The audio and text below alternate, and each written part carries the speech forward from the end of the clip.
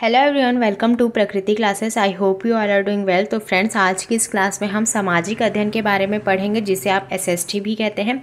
ये आपके छत्तीसगढ़ शिक्षक भर्ती जो 2024 होने वाली है, उसके लिए ये जो सीरीज़ है वो चलाई जा रही है और ये आपके शिक्षक वर्ग के सभी वर्गों के लिए काम आएंगी, जो कि आपका होगा सहायक शिक्षक या शिक्षक और व्याख्याता। इन सभी के लिए ये जो सीरीज़ है वो काम आएगी। और आपका जो सीजी टेट 2024 अभी होने वाला है, जिसका पेपर आपका जून में है, तो उसके लिए भी ये जो है क्लास काम आएंगी। और आपका सी टेट जो होने वाला है जुलाई में, उसके लिए भी ये क्लास बहुत ही इंपॉर्टेंट है। तो आप देख सकते हैं कि एक क्लास में आपके सभी एग्ज़ाम्स कवर हो रहे हैं।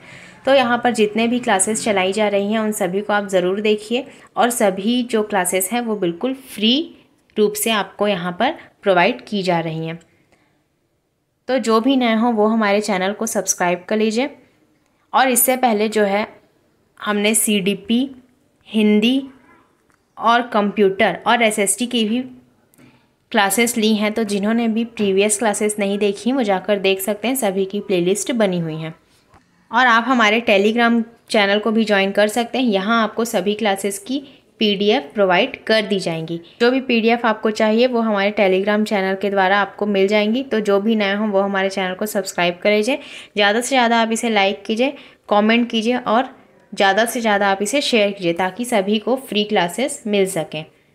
तो चलिए आज की क्लास हम स्टार्ट करते हैं। आज की क्लास में हम पढ़ेंगे वैदिक काल के बारे में, जो कि आपके सामाजिक विज्ञान का जो विषय है उसमें सबसे इम्पॉर्टेंट टॉपिक है आपका वैदिक काल। इसमें हम पढ़ेंगे ऋग्वेद के बारे में पढ़ेंगे, सामवेद के बारे में पढ़ेंगे, यजुर्वेद के बारे में पढ़ेंगे और आपके अथर्ववेद के बारे में पढ़ेंगे। तो इन सभी के बारे में आज की इस क्लास में हम पढ़ेंगे। तो लास्ट तक ज़रूर बने रहेंगे आप लोग। और पहले हम इसकी थ्योरी पढ़ेंगे, उसके बाद इससे रिलेटेड जो भी एमसीक्यूज़ हैं, इंपॉर्टेंट एमसीक्यूज़, उन्हें हम इसी क्लास में कवर करते हुए चलेंगे। तो लास्ट तक आप ज़रूर बने रहेंगे। तो आप देख सकते हैं जो वैदिक काल था आपका, उसमें लिखा गया है, भारत में आर्यों के द्वारा सप्त सैंधव क्षेत्र में जिस संस्कृति का विकास हुआ उसे वैदिक संस्कृति के नाम से जाना जाता है। जो भारत में आर्यों के द्वारा सप्त सैंधव क्षेत्र में, जो आपका सप्त सैंधव क्षेत्र था, उसमें जिस संस्कृति का विकास हुआ उसे हम वैदिक संस्कृति के नाम से जानते हैं। इसमें आगे लिखा गया है, वैदिक संस्कृति के लोगों के आर्थिक, सामाजिक एवं राजनीतिक जीवन तथा उनकी सैद्धांतिक अवस्थाओं को जानने के लिए इसे दो कालों पूर्व वैदिक अर्थात ऋग्वैदिक काल एवं उत्तर वैदिक काल में बांटा जाता है। जो वैदिक संस्कृति के लोग थे, उनकी जो आर्थिक, सामाजिक और राजनीतिक जीवन थी, उनकी सैद्धांतिक अवस्थाओं को जानने के लिए ही जो वैदिक काल था उसे ऋग्वैदिक काल और उत्तर वैदिक काल में बांटा गया था। वैदिक संस्कृति में समान एवं धर्म के क्षेत्र में महत्वपूर्ण योगदान जो है दिया था।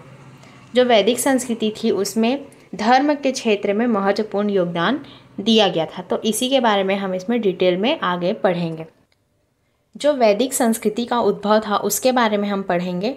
तो वैदिक शब्द है वो वेद से बना है और वेद का अर्थ होता है ज्ञान। जो आपका वैदिक शब्द है वो वेद से बना है और वेद का अर्थ होता है ज्ञान। इसे भी आप याद रखेंगे, इसे भी आपके एग्जाम में क्वेश्चन पूछे जाते हैं। वैदिक संस्कृति के निर्माता आर्य थे। वैदिक संस्कृति के निर्माता जो थे वो आर्य थे। वैदिक संस्कृति में आर्य शब्द का अर्थ श्रेष्ठ, उत्तम, अभिजात्य, कुलीन तथा उत्कृष्ट होता है। ये भी आपके एग्जाम में पूछा गया है कि वैदिक संस्कृति में आर्य शब्द का अर्थ क्या क्या होता है। तो इन सभी अर्थ को आप याद रखेंगे। श्रेष्ठ, उत्तम, अभिजात्य, कुलीन तथा उत्कृष्ट, मतलब कि जो वैदिक जो संस्कृति है वो आपकी सबसे ज़्यादा श्रेष्ठ, उत्तम होती है, इसीलिए इसके अर्थ ये सभी हैं। तो इन सभी के नाम आप याद रखेंगे। अब नेक्स्ट आप इसमें देख सकते हैं, जो अध्ययन की सुविधा के लिए वैदिक संस्कृति को दो भागों में बांटा गया है। जो आपका ऋग्वैदिक काल था वो था आपका 1500 से लेकर 1000 ईसा पूर्व तक, और जो उत्तर वैदिक काल था वो आपका था 1000 से लेकर 600 ईसा पूर्व तक। तो जो इसकी अवधि है उसे भी आप याद रखेंगे। तो इसके ही बारे में हम इसमें डिटेल से पढ़ेंगे। तो जो आपका सबसे पहला आप देख सकते हैं, जो आपका ऋग्वेद काल है उसके बारे में हम डिटेल से पढ़ते हैं। इस काल की जानकारी एकमात्र स्रोत ऋग्वेद है, इसीलिए इसे ऋग्वैदिक काल के नाम से जाना जाता है। ऋग्वैदिक काल में आर्यों का जीवन कबीलाई प्रकार का था। जो आर्यों का जीवन था वो कबीलाई प्रकार का था, जहाँ उनका जीवन अस्थायी प्रकार का होता था एवं युद्धों की प्रधानता होती थी। जो उनका जीवन था वो अस्थायी प्रकार का था और युद्धों की प्रधानता थी। तो ये सभी चीज़ें ऋग्वैदिक काल में बताई जाती हैं। नेक्स्ट आप इसमें देख सकते हैं, ऋग्वेद में सप्त सैंधव प्रदेश का वर्णन मिलता है। जो सप्त सैंधव प्रदेश है उसका वर्णन ऋग्वेद काल में मिलता है। ये क्वेश्चन भी आपके एग्जाम में पूछा जाता है कि सप्त सैंधव का वर्णन किस काल में मिलता है। तो आपको पता होना चाहिए कि इसका जो वर्णन मिलता है वो ऋग्वेद में मिलता है।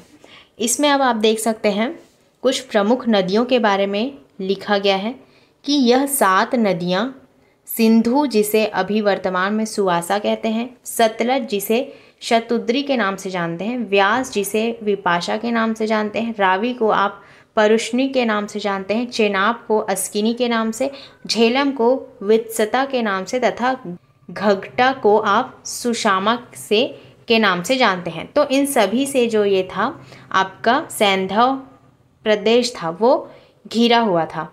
तो इन्हीं 7 नदियों के नाम आप अच्छे से याद रखेंगे। इनके जो प्राचीन नाम हैं और अभी वर्तमान नाम है इन सभी को आप याद रखेंगे। सिंधु को आप सुवासा कहेंगे, सतलज को शतुद्री, व्यास को विपाशा, रावी को परुष्णी, चेनाब को अस्किनी, झेलम को वितत्सा, घगटा को आप सुषामा के नाम से जानेंगे। तो इन सभी जो नदियाँ थीं, जो ये सभी नदियाँ थीं, उनसे ही आपका जो सैंधव प्रदेश था वो घिरा हुआ था।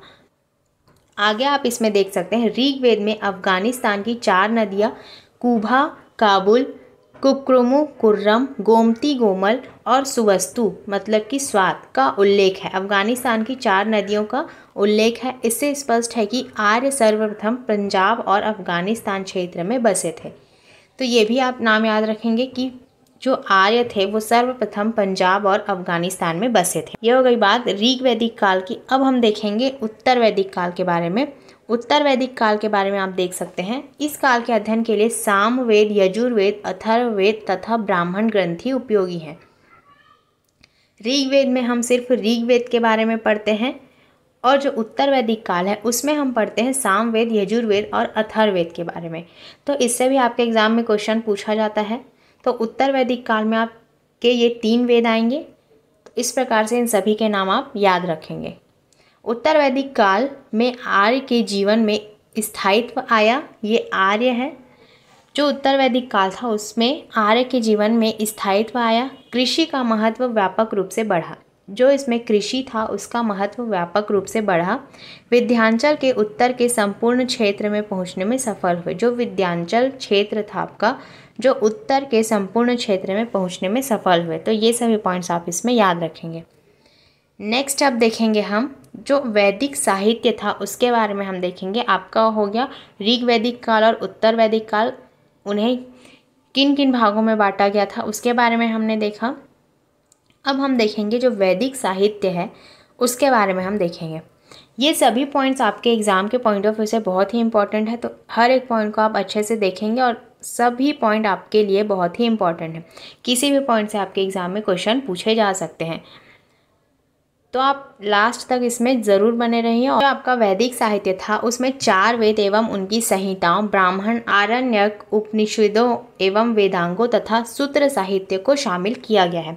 जो आपका वैदिक साहित्य था उसमें आपके कौन से 4 वेद शामिल थे और क्या क्या शामिल थे, कौन से साहित्य शामिल थे, इन्हें आप याद रखेंगे। तो 4 वेद एवं उनकी जो संहिताओं थी, ब्राह्मण, आरण्यक और उपनिषदों, वेदांगों तथा सूत्र साहित्य को इसमें शामिल किया गया था। तो ये सभी नाम आप याद रखेंगे। और अपौरुषेय कहा गया है जिसका अर्थ मनुष्य द्वारा नहीं रचित तथा नित्य शाश्वत बताया गया है। जो अपौरुषेय कहा गया है उसे मनुष्य द्वारा रचित नहीं किया गया है, इसे नित्य शाश्वत बताया गया है। तो ये भी पॉइंट आप इसमें याद रखेंगे। गुरु द्वारा शिष्यों को मौखिक रूप से कंठस्थ कराने के कारण जो वेद हैं उन्हें श्रुत कहा गया है। जो वेद हैं उसे श्रुत के नाम से जानते हैं, जो श्रुति है उसके नाम से जानते हैं वेदों को। तो ये सभी नाम आप याद रखेंगे। अब आगे हम देखेंगे वेद के बारे में हम पढ़ेंगे। वेद जो था उसका अर्थ है जानना अथवा ज्ञान। वेद का अर्थ ही होता है ज्ञान। वेदों का संकलन करता कृष्णद्वैपायन वेदव्यास को माना गया है। इसके नाम भी आप याद रखेंगे। जो वेदों का संकलन करता है उसका नाम है कृष्णद्वैपायन वेदव्यास। वेदों को अपौरुषेय अथवा देवकृत भी माना जाता है। ऋग्वेद, सामवेद, यजुर्वेद और अथर्ववेद, इन चारों वेदों को संहिता कहा जाता है। अब इन्हें क्या कहा जाता है ये भी आप याद रखेंगे, तो इन्हें संहिता कहा जाता है। इनके वेदों को सम्मिलित संग्रह को वेदत्रयी कहा जाता है। जो इनके वेद हैं उन्हें सम्मिलित संग्रह को, जो उनके सम्मिलित संग्रह हैं उसे वेदत्रयी कहा जाता है। तो ये सभी नाम आप इसमें याद रखेंगे। अब ऋग्वेद के बारे में हम पढ़ेंगे। ऋग्वेद से आपके एग्जाम में क्वेश्चन पूछा गया है। जो आपका अभी शिक्षक भर्ती 2023 हुआ था उसमें ऋग्वेद से संबंधित एक क्वेश्चन पूछा गया था। तो आप देख सकते हैं जो ऋग्वेद है विश्व का प्रथम ग्रंथ है। इनकी जो रचना है वो लगभग 3500 वर्ष पूर्व हुई थी। ये सभी पॉइंट्स आप याद रखेंगे। जो आपके अलग अलग एग्ज़ाम्स है जैसे कि CTET हो गया, CGTET हो गया, उन सभी में इन सभी से ही आपके एग्ज़ाम में क्वेश्चन पूछे जाते हैं। तो सभी के नाम आप याद रखेंगे। जो इनकी अवधि है उसे भी आप याद रखेंगे कि जो इसकी रचना है वो 3500 वर्ष पूर्व हुई थी। इसमें 1000 से ज़्यादा प्रार्थनाएँ हैं। जो 1000 से ज़्यादा प्रार्थनाएँ उसे सूक्त कहा गया है और इसमें कुल 1028 सूक्त हैं। जो भी 1000 से ज़्यादा प्रार्थनाएं उन्हें सूक्त कहा जाता है और इसमें कुल 1028 सूक्त हैं। इसकी भाषा पदात्मक है। यह देवताओं को स्तुति से संबंधित रचनाओं का संग्रह है। इनमें 3 देवता बहुत ही महत्वपूर्ण हैं, अग्नि, इंद्र और सोम। इन देवताओं के नाम भी आप याद रखेंगे क्योंकि इनसे भी आपके एग्जाम में क्वेश्चन पूछा गया है। मैंने बताया ना कि इसमें जितने भी पॉइंट्स दिए गए हैं वो बहुत ही इंपॉर्टेंट पॉइंट्स हैं।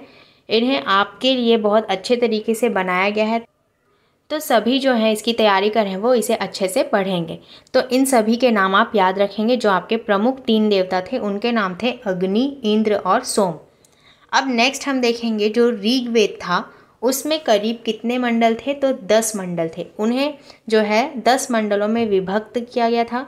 इसमें से जो 2 से 7 तक के मंडल थे वो प्राचीनतम माने जाते हैं और प्रथम और दशम मंडल बाद में जोड़े गए हैं।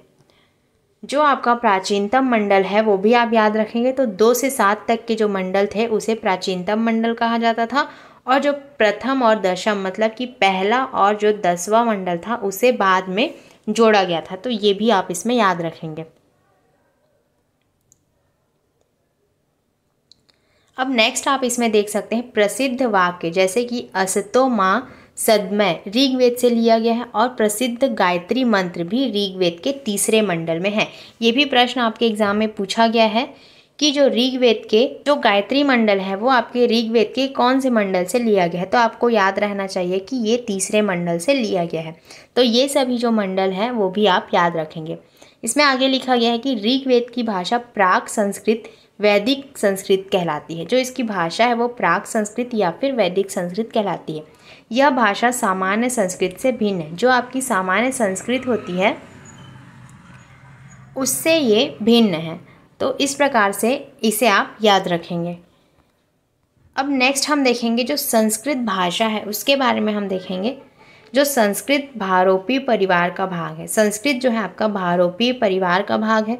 कुछ भारतीय भाषा जैसे असमी, गुजराती, हिंदी, कश्मीरी, सिंधी और कई यूरोपीय भाषाएं जैसे English, French, German, Greek, Italian, Spanish जैसे भाषाएं भी इसी भाषा परिवार से संबंधित हैं।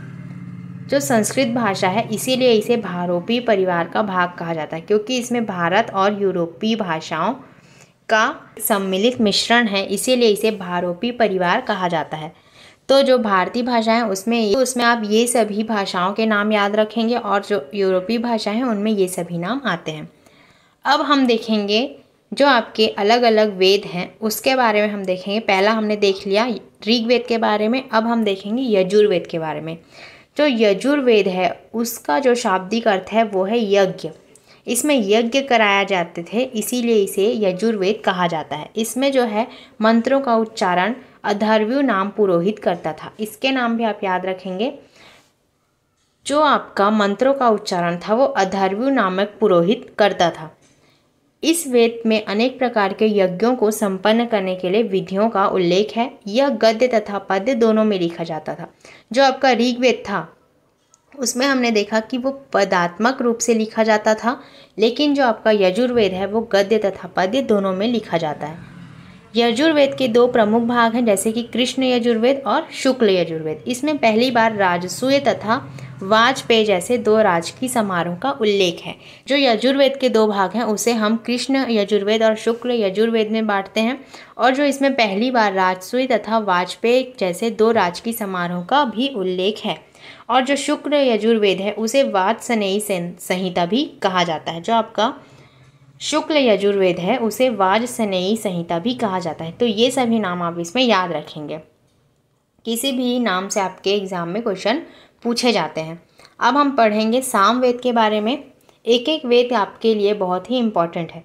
साम शब्द का अर्थ होता है गान। सामवेद में संकलित मंत्रों देवताओं की स्तुति के समय गाया जाता था। जो आपका सामवेद में जो सम्मिलित मंत्र थे उन्हें देवताओं की स्तुति के समय इसे गाया जाता था। और सामवेद में कुल 1875 रचनाएं हैं, जिसमें से 75 के अतिरिक्त शेष ऋग्वेद से ली गई हैं। जो 75 से अतिरिक्त जो रचनाएं हैं उन्हें आपके ऋग्वेद से ली गई हैं, और इन रचनाओं का गान सोम यज्ञ के समय उद्गाता करते थे। जो इन रचनाओं का गान है वो सोम यज्ञ के समय उद्गाता करते थे। तो ये भी पॉइंट आप इसमें याद रखेंगे। और भारतीय संगीत के विकास में सामवेद का महत्वपूर्ण योगदान है। इसमें आप संगीत को याद रखेंगे कि सामवेद में किसका महत्वपूर्ण योगदान है, तो इसमें संगीत का महत्वपूर्ण योगदान है। सामवेद से आप समझेंगे कि संगीत से आप इसे रिलेट करके इसे याद रखेंगे। अब नेक्स्ट है आपका अथर्ववेद। अथर्ववेद में आप जादू टोने से संबंधित चीज़ों को याद रखेंगे, तो इस प्रकार से ये आपको याद रहेगा। तो जो अथर्ववेद है उसमें आप देख सकते हैं कि इसकी रचना अथर्व ऋषि द्वारा की गई है। जो अथर्व ऋषि है उनके द्वारा इसकी रचना की गई है, और जो अथर्व ऋषि के नाम पर ही इसे अथर्ववेद कहते हैं। इस वेद में कुल 20 मंडल हैं, 731 सूक्त एवं 5839 मंत्र हैं। ये सभी नाम भी आप याद रखेंगे कि जो आपका अथर्ववेद है उसमें 20 मंडल, 731 सूक्त और जो 5839 मंत्र हैं वो इस वेद में हैं। इस वेद के महत्वपूर्ण विषय हैं ब्रह्म ज्ञान, औषधि प्रयोग, रोग निवारण, तंत्र मंत्र, टोना टोटका आदि। इसे ब्रह्म वेद, भैज्य वेद एवं महिवेद के नाम से भी जानते हैं। इसके जो अन्य नाम हैं, जो अथर्ववेद के अन्य नाम हैं, उससे भी आप याद रखेंगे। ब्रह्म वेद, भैज्य वेद और महिवेद, ये सभी नाम इसमें याद रखेंगे। और ये पॉइंट भी आप इसमें याद रखें कि इसके मंडल कितने थे, सूक्त कितने थे। तो ये सभी चीज़ें आप इसमें याद रखेंगे। अब नेक्स्ट जो इसमें है, जो ब्राह्मण ग्रंथ है, उसके बारे में हम देखेंगे। यज्ञों एवं कर्म कांडों के विधान एवं इनकी क्रियाओं को भली भांति समझने के लिए नवीन ब्राह्मण ग्रंथ की रचना हुई। जो यज्ञ और कर्म कांड थे उन्हें ही भली भांति समझने के लिए जिसकी रचना की गई वो था आपका ब्राह्मण ग्रंथ। इसमें आप देख सकते हैं कि यज्ञ के विषयों को अच्छी तरह से प्रतिपादन करने वाले ब्राह्मण ग्रंथ कहे गए। ब्राह्मण ग्रंथों में वैदिक संहिताओं की गद्यात्मक व्याख्या है। ये सभी पॉइंट आप इसमें याद रखेंगे। नेक्स्ट हम देखेंगे आरण्यक के बारे में। जो आरण्यक थे वो दार्शनिक एवं रहस्यात्मक विषयों जैसे आत्मा, मृत्यु, जीवन आदि का वर्णन करते थे। जो आरण्यक में थे, आरण्यक में आपके आत्मा, मृत्यु और जीवन आदि का वर्णन इसमें दिया गया है। और इन ग्रंथों को आरण्यक इसलिए कहा गया क्योंकि इन ग्रंथों को आरण्यक अर्थात वन में पढ़ा जाता था। आरण्यक था उसका नाम ही पड़ा आरण्यक क्योंकि इसे वन में पढ़ा जाता था। और अथर्ववेद का कोई आरण्यक ग्रंथ नहीं है। जो अथर्ववेद है उसका एक भी आरण्यक ग्रंथ नहीं है। तो ये सभी आप आरण्यक के अंतर्गत याद रखेंगे। नेक्स्ट हम देखेंगे उपनिषद के बारे में। जो उपनिषद का शाब्दिक अर्थ है वो है समीप बैठना, अर्थात ब्रह्म विद्या को प्राप्त करने के लिए गुरु के समीप बैठना ही उपनिषद कहलाता है। इस प्रकार उपनिषद एक ऐसा रहस्य ज्ञान है जिसे गुरु के सहयोग से ही समझा जाता है। जो आपका उपनिषद था उसे आप बिना गुरु के सहयोग से नहीं समझ सकते थे, यही इसमें कहा गया। इसीलिए इसका शाब्दिक अर्थ ही है समीप बैठना, मतलब कि गुरु के समीप बैठना। तो ये सभी पॉइंट्स आप उपनिषद के बारे में याद रखेंगे। अब इसमें आगे लिखा गया है उपनिषद वैदिक साहित्य का अंतिम भाग है। जो उपनिषद है आपके वैदिक साहित्य का अंतिम भाग है, इसीलिए इसे वेदांत भी कहा जाता है। वेदांत किसे कहा जाता है, इस प्रकार का भी जो क्वेश्चन है वो आपके एग्ज़ाम में पूछा जाता है। तो जो वेदांत कहा जाता है वो आपके उपनिषद को कहा जाता है, क्योंकि ये आपके साहित्य का, जो वैदिक साहित्य है उसका अंतिम भाग है। तो ये पॉइंट भी आप इसमें याद रखेंगे। इनकी कुल संख्या होती है 108, प्रमुख होते हैं 12 उपनिषद। भारत का प्रसिद्ध राष्ट्रीय आदर्श वाक्य सत्यमेव जयते मुंडक उपनिषद से ही तथा तत्त्वमसि नामक दार्शनिक अवधारणा छांदोग्य उपनिषद से ली गई है। जो आपका मुंडक उपनिषद है ये भी आपके एग्जाम में पूछा गया क्वेश्चन है, तो इसे भी आप याद रखेंगे। आध्यात्म ज्ञान के संबंध में नचिकेता एवं यम संवाद कठ उपनिषद से लिया गया है। जो आपका नचिकेता एवं यम संवाद है वो कठ उपनिषद से लिया गया है। उपनिषद प्राचीनतम दार्शनिक विचारों का संग्रह है। जो उपनिषद है आपके प्राचीन के जो दार्शनिक हैं उनके विचारों का उसमें पूरा समग्र मतलब कि उसका संग्रह उसमें दिया गया है। तो इसी सब के बारे में हम उपनिषद में पढ़ते हैं। तो ये सभी पॉइंट्स आप उपनिषद के बारे में याद रखेंगे। अब आगे हम देखेंगे वेदांग के बारे में। जो आपका वेदांग होता है, वेदों के अर्थ को अच्छी तरह समझने में वेदांग सहायक होते हैं। जो वेदांग होते हैं वो वेदों के अर्थ को समझने में सहायक होते हैं। इसमें कम शब्दों में अधिक तथ्य रखने का प्रयास किया गया है। जो आपका वेदांग है उसमें कम शब्दों में ही बहुत सारे तथ्यों को रखने का इसमें प्रयास किया गया है। और वेदांगों की संख्या भी आप याद रखेंगे, इसकी संख्या है 6। इसमें से आप देख सकते हैं जो शिक्षा, कल्प, व्याकरण, निरुक्त, छंद एवं ज्योतिष। तो शिक्षा, कल्प, व्याकरण, निरुक्त, छंद एवं ज्योतिष यही है आपके वेदांग और जिनकी संख्या है 6। तो इन सभी के नाम भी आप याद रखेंगे। अब आगे हम देखेंगे वैदिक काल की सामाजिक स्थिति जो थी उसके बारे में हम देखेंगे। जो ऋग वैदिक समाज के संगठन का आधार था वो गोत्र था। जो ऋग वैदिक समाज के संगठन का आधार था वो गोत्र था, जो प्रत्येक व्यक्ति की पहचान का आधार था। ये सभी जो था वो आपके प्रत्येक व्यक्ति की पहचान का आधार था। गोत्र से ही आपके व्यक्ति की पहचान होती थी।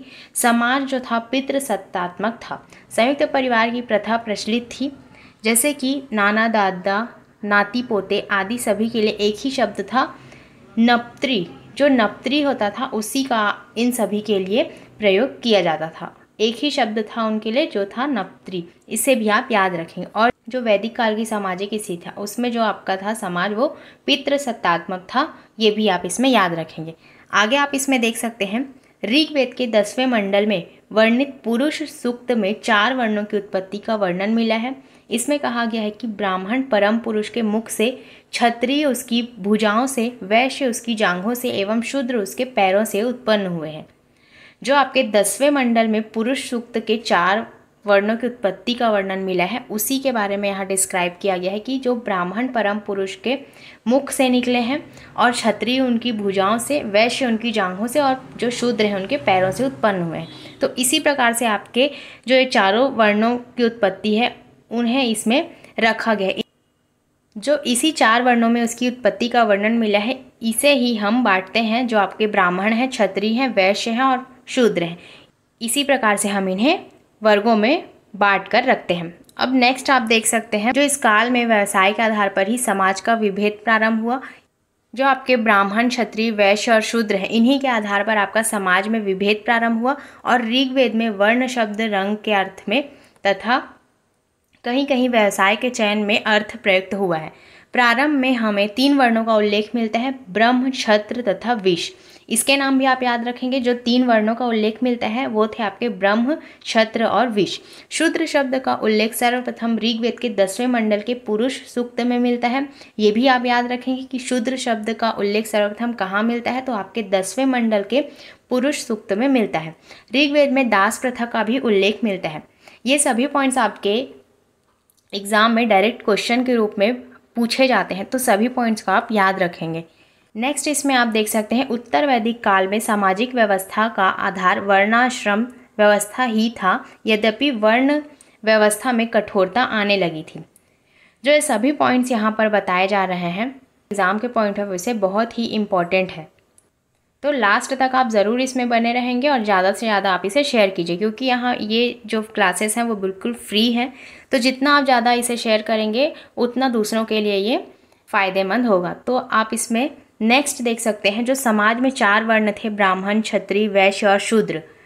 ब्राह्मण के लिए ए ही, क्षत्रिय के लिए आगच्छ, वैश्य के लिए आदर्व और शूद्र के लिए आधा शब्द प्रयुक्त होते थे। तो ये सभी शब्द भी आप याद रखेंगे, किसी भी पॉइंट से आपके एग्जाम में जो है क्वेश्चन पूछे जाते हैं। तो ब्राह्मण, क्षत्रिय तथा वैश्य इन तीनों को द्विज कहा जाता था। ये भी आपके एग्जाम में पूछा गया क्वेश्चन है कि ब्राह्मण, क्षत्रिय और वैश्य को क्या कहा जाता था, तो इसे द्विज कहा जाता था। ये उपनयन संस्कार के अधिकारी थे। और चौथा वर्ण जो शूद्र उपनयन संस्कार का अधिकारी नहीं था, यहीं से शूद्रों को अपात्र या आधारहीन मानने की प्रक्रिया शुरू हो गई। यहीं से जो है आपके शूद्रों को अपात्र मानने की प्रक्रिया शुरू की। इसीलिए जो शूद्र थे उनसे भेदभाव बहुत ही ज़्यादा मात्रा में होने लगा था, जो कि इसकी शुरुआत थी वो यहीं से हुई थी। अब नेक्स्ट आप देख सकते हैं जो वैदिक काल की आर्थिक स्थिति थी। हमने इसके सामाजिक स्थिति के बारे में देखा, अब आप देखेंगे आर्थिक स्थिति के बारे में। जो ऋग वैदिक आर्यों का प्रारंभिक जीवन था वो अस्थायी था। इनकी संस्कृति मूलतः ग्रामीण थी। जब हमने सिंधु सभ्यता के बारे में पढ़ा था तब हमने बताया था कि उसकी जो सभ्यता थी वो नगरीय सभ्यता थी। और आप देख सकते हैं जो वैदिक काल की संस्कृति थी वो ग्रामीण थी। तो इसे भी आप याद रखेंगे। कबायली संरचना के अनुकूल पशुपालन मुख्य पेशा था तथा कृषि गौण पेशा था। जो इनका पशुपालन था वो मुख्य पेशा था और कृषि इनका गौण पेशा था। मतलब कि पशुपालन इनका प्राइमरी पेशा था और कृषि इनका सेकेंडरी पेशा था। इस प्रकार से इसे आप याद रखेंगे। पशुओं में गाय सर्वाधिक महत्वपूर्ण थी, जिसका ऋग्वेद में 176 बार उल्लेख मिलता है। ऋग्वेद के चतुर्थ मंडल में खेती प्रक्रिया का वर्णन मिलता है। एक जो य था उसे जौ के नाम से जानते थे, तो एक ही अनाज जौ का उल्लेख है यहाँ पर। ऋग्वेद आर्यों को 5 ऋतुओं का ज्ञान था। जो ऋग्वेद आर्य थे उन्हें 5 ऋतुओं का ज्ञान था। ऋग्वेद में बढ़ई, रथकार, बुनकर, चर्मकार, कुम्हार आदि शिल्पियों के उल्लेख मिलते हैं। बढ़ई के लिए तक्षण तथा धातुकर्मी के लिए कर्मार शब्द मिलता था। जो बढ़ई थे उनके लिए आप तक्षण शब्द का उपयोग करते थे और धातुकर्मी के लिए कर्मार शब्द का उल्लेख मिलता था। यहाँ जितने भी पॉइंट्स हाईलाइट किए गए हैं वो बिल्कुल आपके एग्जाम के लिए बहुत ही इंपॉर्टेंट है, तो सभी को आप अच्छे से याद रखें। PDF आपको टेलीग्राम ग्रुप में आपको मिल जाएगी। तो आप जो भी टेलीग्राम चैनल से अभी तक नहीं जुड़े हैं वो जुड़ जाइए, क्योंकि ये सभी PDF आपको बिल्कुल फ्री वहाँ प्रोवाइड की जा रही हैं। आगे आप देख सकते हैं सोना के लिए हिरण्य शब्द मिलता था। ये भी आपके एग्जाम में पूछा गया क्वेश्चन है कि सोना के लिए किस शब्द का उल्लेख आप वैदिक काल में करते थे, तो ये आपका हिरण्य शब्द से संबंधित था। इसे भी आप याद रखेंगे। नेक्स्ट इसमें आप देख सकते हैं ऋग्वेद में कपास का उल्लेख नहीं मिलता था। जो आपका सिंधु सभ्यता था उसमें आपके कपास का उल्लेख मिलता था, लेकिन जो ऋग्वेद था उसमें कपास का उल्लेख नहीं मिलता था। इस काल में ऋण देकर ब्याज लेने वाले को बेकनाट, सूदखोर कहा जाता था। ये भी आप इसमें याद रखेंगे। जब ब्याज लेने वाले थे उन्हें बेकनाट या फिर सूदखोर कहा जाता था। तो ये दोनों नाम इसमें आप याद रखेंगे। उत्तर वैदिक काल में कृषि आर्यों का मुख्य पेशा हो गया था। लोहे के उपकरणों के प्रयोग से कृषि क्षेत्र में क्रांति आ गई। लोहे के उपकरणों के प्रयोग से कृषि क्षेत्र में क्रांति आ गई। तो ये सभी पॉइंट्स आप इसमें याद रखें। जो इनकी आर्थिक स्थिति थी उसमें ये सभी पॉइंट्स आप इसमें याद रखेंगे। नेक्स्ट इसमें लिखा गया है कि यजुर्वेद में लोहे के लिए श्याम अयस एवं कृष्ण अयस शब्द का उपयोग हुआ था। जो यजुर्वेद था उसमें लोहे के लिए श्याम अयस एवं कृष्ण अयस शब्द का प्रयोग हुआ था। शतपथ ब्राह्मण में कृषि की 4 क्रियाओं मतलब कि जुताई, बुआई, कटाई और मड़ाई का उल्लेख हुआ है। पशुपालन इनका गौण पेशा हो गया। ये सभी पॉइंट्स इसमें आप याद रखें। अब इनकी धार्मिक स्थिति के बारे में हम देखेंगे। जो वैदिक काल की धार्मिक स्थिति थी उसके बारे में हम देखेंगे। आर्य बहुदेववादी होते हुए भी एकेश्वरवाद में विश्वास रखते थे। ये भी आपके एग्जाम में पूछा गया क्वेश्चन है, जो कि जिसमें ये सभी पॉइंट्स लिए गए हैं वो आपके किसी ना किसी एग्जाम में पूछे गए क्वेश्चंस हैं। जितने भी हाईलाइट्स पॉइंट्स हैं उनसे आप याद रखेंगे। तो जो आपका एकेश्वर में विश्वास रखते थे वो आर्य बहुदेववादी होते हुए भी एकेश्वरवाद में विश्वास रखते थे। इस समय प्राकृतिक शक्तियों का मानवीकरण कर उनकी पूजा की गई। यज्ञों का महत्वपूर्ण स्थान था। वे मुख्य रूप से प्रकृति के पूजक थे। यज्ञ का इनके लिए बहुत ही महत्वपूर्ण स्थान था और मुख्य रूप से वो प्रकृति की पूजा करते थे। अब नेक्स्ट आप देख सकते हैं इसमें प्रकृति के प्रतिनिधि के रूप में आर्यों के देवताओं की 3 श्रेणियां थी। जो इनके देवताओं थे इनकी इनकी 3 श्रेणियां थी, इसे आप देख सकते हैं। आकाश के देवता के रूप में सूर्य, घोष, वरुण, मित्र, पूषण, विष्णु, सवित्री, आदित्य, उषा, आश्विन, ये सभी थे जो आकाश के देवता थे। ये भी पॉइंट आप याद रखेंगे। देवताओं के बारे में भी आपके एग्जाम में क्वेश्चन पूछे जाते हैं। नेक्स्ट आप इसमें देखेंगे अंतरिक्ष के देवता जो थे इंद्र, रुद्र, मरुत, वायु, पर्जन्य, आप, मातृश्वन आदि। पृथ्वी के देवता जो थे अग्नि, सोम, पृथ्वी, बृहस्पति और सरस्वती। ये सभी नाम आप इसमें याद रखेंगे क्योंकि आपके देवता से भी संबंधित क्वेश्चन आपके एग्जाम में पूछे जाते हैं। हमने वैदिक काल के बारे में बहुत अच्छे से इसे पूरे डिटेल से पढ़ा। अब हम इससे जो रिलेटेड MCQs हैं उन्हें सॉल्व करेंगे। तो MCQs सॉल्व करने में आप भी कोशिश करेंगे और लास्ट में ज़रूर बताएंगे कि आपके कितने क्वेश्चंस इसमें सही हुए। तो चलिए हम अब इसके MCQs को सॉल्व करते हैं। पहला क्वेश्चन आप देख सकते हैं इसमें, ऋग्वेद में सतलज नदी का उल्लेख निम्न में से किस नाम से किया गया है? सिंधु, शतुद्री, रावी या चेनाब? तो इसका जो सही आंसर हो जाएगा वो हो जाएगा शतुद्री। हमने नदियों के बारे में भी बहुत अच्छे से पढ़ा है, तो जिन्होंने भी थ्योरी को अभी तक अच्छे से नहीं देखा है वो 2-3 बार इसे रिपीट कीजिए तो आपको सभी चीज़ें अच्छे से याद हो जाएंगी। तो ऋग्वेद में जो सतलज नदी का उल्लेख निम्न में से किस नाम से किया गया है? तो शतुद्री। इनके जो वर्तमान नाम है और प्राचीन नाम है इन्हें भी आप याद रखेंगे। नेक्स्ट अब आप देख सकते हैं संस्कृत की सबसे पुरानी कृति ऋग्वेद है, यह कितनी पुरानी है? हमने इसके वर्षों के बारे में भी बहुत अच्छे से देखा था। इसमें ऑप्शंस दिए गए हैं लगभग 5000 वर्ष, लगभग 3500 वर्ष, लगभग 1500 वर्ष या लगभग 1700 वर्ष। इसका जो सही आंसर हो जाएगा वो हो जाएगा लगभग 3500 वर्ष। ऑप्शन नंबर 2 इसमें बिल्कुल सही हो जाएगा। ऋग्वेद आपकी है सबसे जो लगभग 3500 वर्ष पुरानी है, जो कि आपकी है ऋग्वेद। नेक्स्ट आप इसमें देख सकते हैं क्वेश्चन नंबर 3, वेदों में यज्ञों एवं कर्म कांडों के विधान को अच्छी तरह समझने के लिए किन ग्रंथों की रचना की गई है?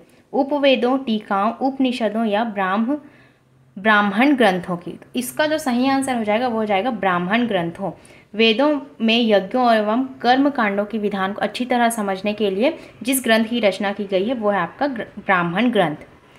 नेक्स्ट है हमारा क्वेश्चन नंबर 4, निम्न में से कौन सा कथन असत्य है ये आपको बताना है। वैदिक संस्कृति के निर्माता आर्य थे। वैदिक संस्कृति में आर्य शब्द का अर्थ श्रेष्ठ होता है। बोगज कोई के अभिलेख में ऋग्वेद काल के देवताओं का उल्लेख मिलता है, या फिर उपरोक्त में से कोई नहीं? तो इसका आंसर हो जाएगा उपरोक्त में से कोई नहीं, क्योंकि ये सभी सत्य हैं। इस प्रकार से इसका आंसर हो जाएगा ऑप्शन नंबर 4। नेक्स्ट है हमारा क्वेश्चन नंबर 5, निम्न में से सबसे प्राचीन ग्रंथ किसे माना जाता है? ऋग्वेद, यजुर्वेद, सामवेद या अथर्ववेद? तो इसका जो सही आंसर हो जाएगा वो हो जाएगा ऋग्वेद। और ये आपके CG जो शिक्षक भर्ती हुई थी, जो अभी 2023 में जो आपकी शिक्षक भर्ती हुई थी, उसमें ये क्वेश्चन पूछा गया था। जो ऋग्वेद है आपकी सबसे प्राचीन ग्रंथ इसे मानी जाती है। तो आप देख सकते हैं आपके जो एग्ज़ाम में इन्हीं सभी से क्वेश्चन पूछे जाते हैं। तो अगर आपने इन सभी लेक्चर्स को अच्छे से अटेंड कर लिया तो आपके एग्ज़ाम में इससे बाहर क्वेश्चन नहीं पूछा जाएगा, और वो भी बिल्कुल यहाँ पर फ्री क्लासेस प्रोवाइड की जा रही। तो ज़्यादा से ज़्यादा आप इसे देखिए और अपने एग्ज़ाम की तैयारी अच्छे से कीजिए और एग्ज़ाम में सिलेक्शन लेकर आइए। नेक्स्ट आप क्वेश्चन देख सकते हैं इसमें क्वेश्चन नंबर 6, इनमें से किस वैदिक ग्रंथ का अर्थ गान भी होता है? ऋग्वेद, यजुर्वेद, सामवेद या अथर्ववेद? इसका सही आंसर हो जाएगा सामवेद। मैंने इसमें बताया था इसे आप संगीत से याद रख सकते हैं, तो इसमें गान लिखा गया है, मतलब गाने की बात कर रहा है, तो सामवेद में आप संगीत से इसे याद रख सकते हैं। और अथर्ववेद में अथर्ववेद को आप जादू टोने से याद रख सकते हैं, इसमें जादू टोने की बात कही गई थी।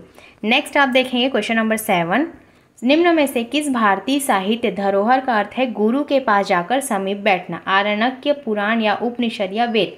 हमने इसके बारे में भी बहुत डिटेल से पढ़ा था। जो उपनिषद था आपका, बिना गुरु के समीप बैठे इसे आप नहीं पढ़ सकते थे, मतलब कि बिना गुरु के सहयोग से आप इसे नहीं पढ़ सकते थे। नेक्स्ट है आपका क्वेश्चन नंबर 8, ऋग्वेद काल में कौन से 3 देवता विशेषकर प्रमुख थे? मैंने देवताओं के बारे में भी बहुत अच्छे से आपको बताया है, और मैंने कहा भी था कि देवताओं से आपके एग्जाम में क्वेश्चन पूछे जाते हैं। तो यही क्वेश्चन आप इसमें देख सकते हैं।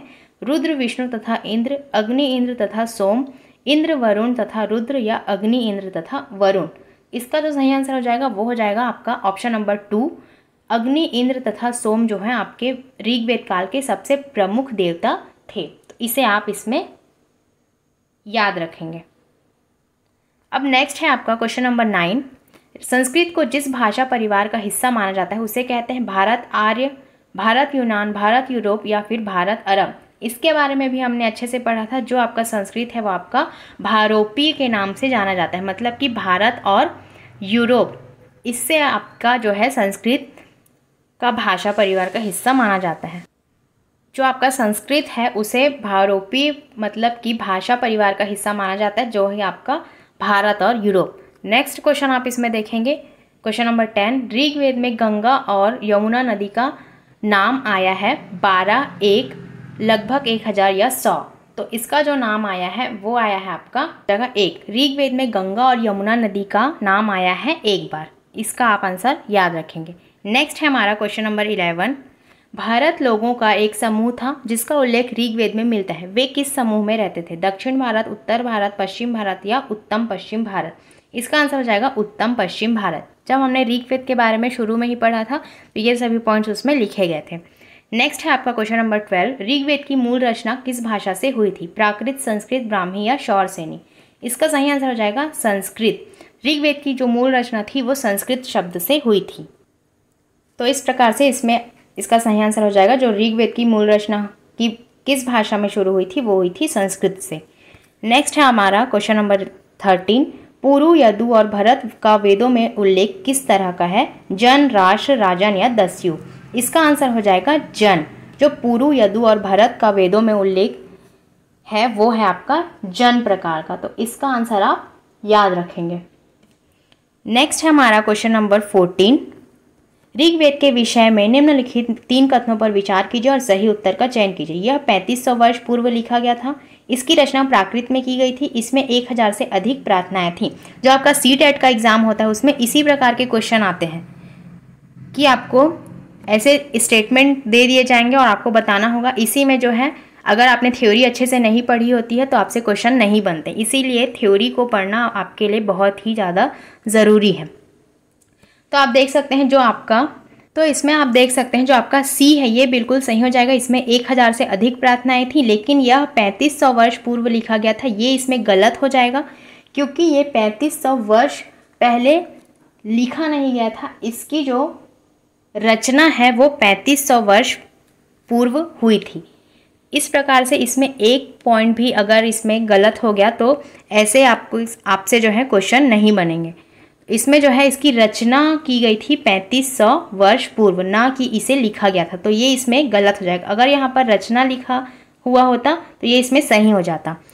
और जो इसमें नेक्स्ट में लिखा गया कि ऑप्शन नंबर बी में इसकी रचना प्राकृत में की गई थी, तो ये भी गलत हो जाएगा। इसकी जो रचना थी वो आपके संस्कृत में की गई थी, प्राक संस्कृत में की गई थी, ना कि प्राकृत में। तो ये छोटे छोटे पॉइंट्स आपको पता होने चाहिए, तभी आपसे एग्जाम में क्वेश्चंस अच्छे से बनेंगे।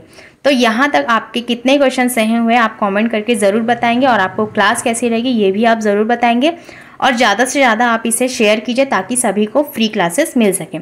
और जो भी नए हो वो हमारे चैनल को सब्सक्राइब कर लीजिए, और आप हमारे टेलीग्राम चैनल को भी ज्वाइन कर लीजिए। यहाँ आपको इसकी PDF प्रोवाइड कर दी जाएंगी। और ज़्यादा से ज़्यादा आप इसे लाइक, कमेंट एंड शेयर कीजिए, और जो भी नए हो वो हमारे चैनल को सब्सक्राइब कर लीजिए। मिलते हैं ऐसे ही नेक्स्ट वीडियो में, तब तक के लिए thank you and take care.